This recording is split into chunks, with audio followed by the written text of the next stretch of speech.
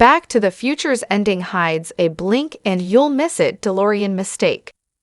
The race to get Marty McFly back to 1985 is a frantic one, so it is easy to overlook how Back to the Future's math doesn't quite add up. As Back to the Future draws to a close, Marty and Doc Brown rushed to get the DeLorean speeding toward Hill Valley's clock tower in time for the fateful lightning strike that will send Marty back to the future. Despite their meticulous planning, everything that possibly could go wrong does go wrong, from Doc's cables getting tangled to the DeLorean's engine failing. Amid the chaos, Marty is also troubled by his friend's impending death. Doc Brown will get shot in 1985, but Doc Brown from Back to the Future's 1955 timeline refuses to let Marty warn him about upcoming events.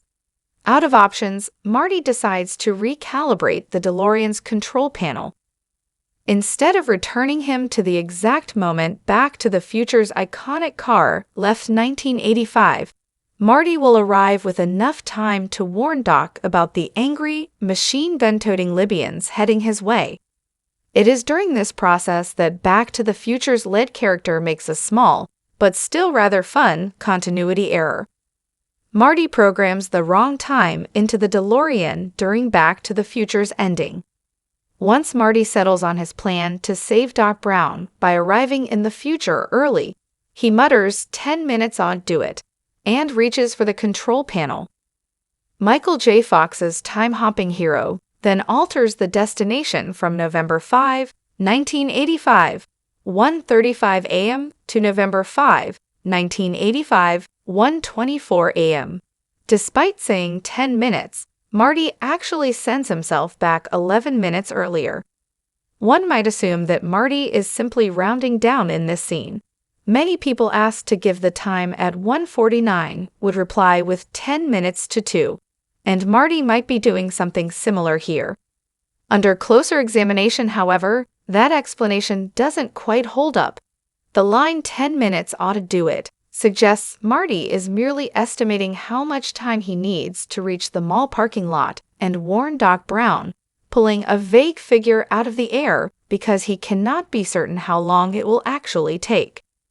If Marty intentionally programs 11 minutes into Back to the Future's DeLorean, a very specific number, that would suggest he calculates exactly how long will be required, figuring out the distance between the clock tower and the mall, how fast the DeLorean can go, what time the Libyans arrive, and what traffic he might encounter. Obviously, Marty does not go into such minute detail, which means he intends to give himself 10 minutes, but oddly, sets 11 instead. Marty's guess was way off, regardless of Back to the Future's time mistake. The difference of a minute ends up being a moot point, as Marty's guesstimation is based on the assumption that the DeLorean will still work after it reaches 1985. It does not, and Marty is forced to run, arriving at the Lone Pine Mall just in time to watch Doc Brown get shot. Had the scientist not broken Back to the Future's time travel rules by reading the letter Marty wrote concerning the future, his death would have been permanent. It is interesting that, despite the DeLorean breaking down and forcing its driver to run from the clock tower to the mall, Marty only arrives at the parking lot a few seconds too late. This further suggests that 10 minutes with a functional car would have given Marty more than enough time to save Doc Brown. The argument that Marty deliberately sets the DeLorean's control panel for 11 minutes, therefore, becomes even more unlikely. A minute would have made no difference if the car was running. The only explanation to Back to the Future's 11-minute goof is that Marty mistypes the numbers into the keypad and doesn't have time to correct himself before he needs to begin the climb to 88 miles per hour. Either that, or he spent too many math classes passing notes to Jennifer.